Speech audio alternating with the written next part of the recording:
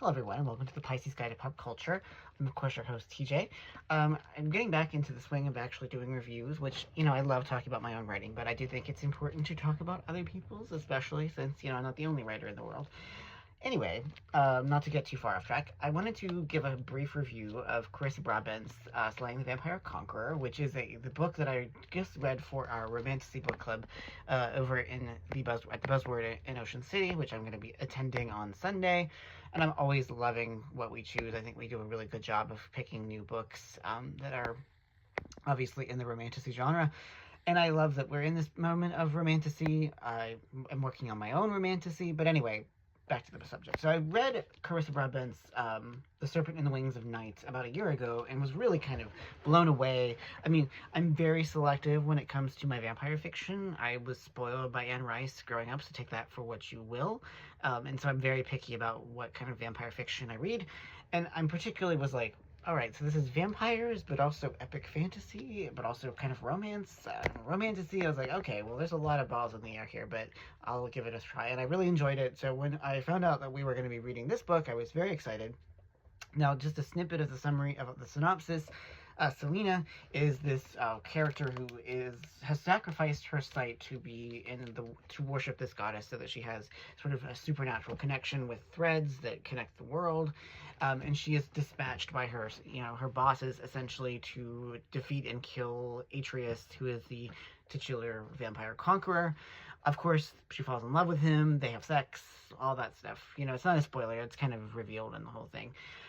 So the plot is as what you would expect of a novel like this, and it's very much an enemies to lovers romance, as well as the sort of high fantasy trappings that surround the whole thing.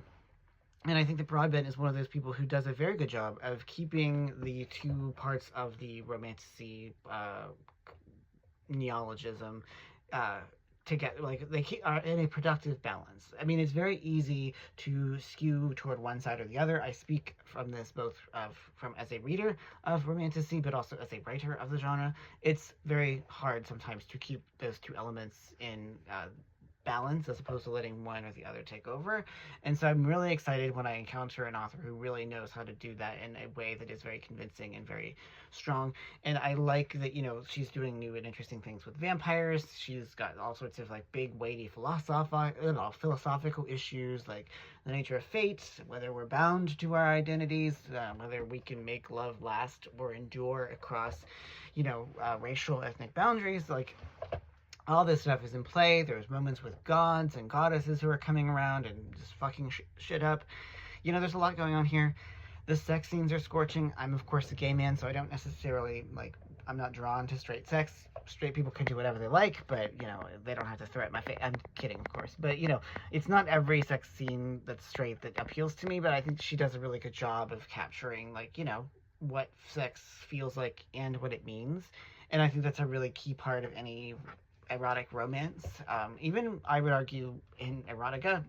So I mean, the sex is very steamy, it is very spicy, I guess is the rhetoric we use now. I loved it. I loved everything about this book. I devoured it in like a day or two just because it kind of drew me in and kept me fixed with the plotting, the character development. Selena is an excellent heroine. I love heroes who are tortured and, have all sorts of trauma they have to work through. And I think that Broadbent is really skilled at giving us that without it being trauma porn. I think that she's very good at giving her characters very rich and enticing backstories that explain their current situation and who they become and how they develop. Atreus makes for a fantastic, broody hero. Even though we don't always get a lot of access to his interiority, because all this book is narrated through Selena's point of view, I do think that we nevertheless get an understanding of who Atreus is, what motivates him, and how and why he moves through the world in the way that he does. And he's kind of a Heathcliffian, Byronic, I could see him being played by someone like Adam Driver. Always fun to fan cast these things. So, there's a little bit of, Kylo Rave ishness, if that's your thing. I think that you'll find a lot to enjoy in this book. We talk about feelings, so I did, I had all the feels while I was reading this. I was very invested in this romance. And I just want to sort of sum up by saying that I really applaud Broadbent for being able to write a standalone novel in an already established universe. We know that, she's already got this vast series that's already ongoing.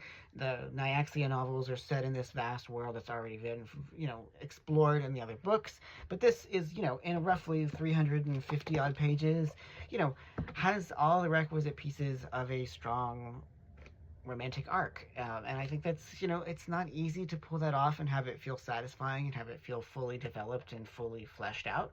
But she has really accomplished that. And so I'm really glad that we chose this. I think this is one of the better books that we've read so far in the Romantasy Book Club. And given, I've enjoyed all the books, but I think this one, really shows Broadbent's talent as a writer of this particular genre. And like I said, the fact that she's able to breathe new life and do new things with vampires, arguably one of the most overused figures in fiction, really sort of testifies to her extraordinary talent as an author. So if you're listening, I approve. This book, much like your others, gets the Pisces Guide pop culture seal of approval. So anyway, if you haven't read it, go out and read Slaying the Vampire Conqueror by Carissa Broadbent. You don't have to read the other books in the series to get it. I think it stands alone quite effectively. So anyway, it is a great book, and go read it. So, as always, for the Pisces Guide to Pop Culture, I'm your host, TJ. Thanks so much for listening, and take care, y'all.